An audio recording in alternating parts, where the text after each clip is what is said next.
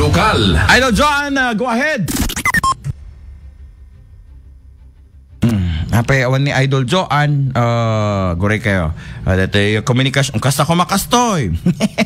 Agada ti signal agawan agada. Okay. Idol Joan, come back. Imbinsa-binsa ni Mayor James Brian Alcid dagiti kalikaguman na amaaramid iti unega ti sangagasutngal daw apan nagserbi na akas mayor iti syudad ti Lawag.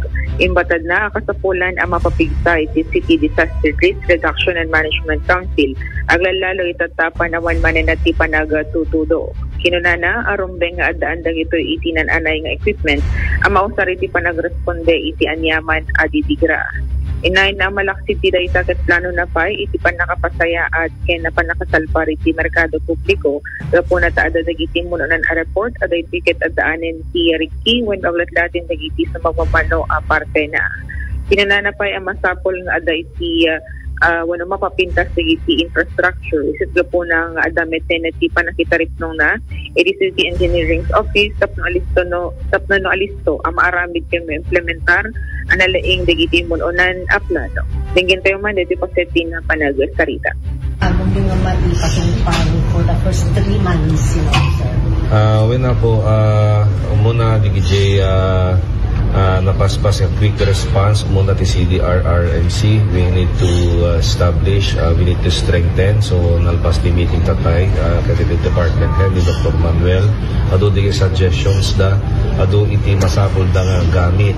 So damit then I was able to talk to DILG, DOH regarding iti masapol iti city when it comes to resiliency, emergency response. So they will try to address met DJ kadatayo.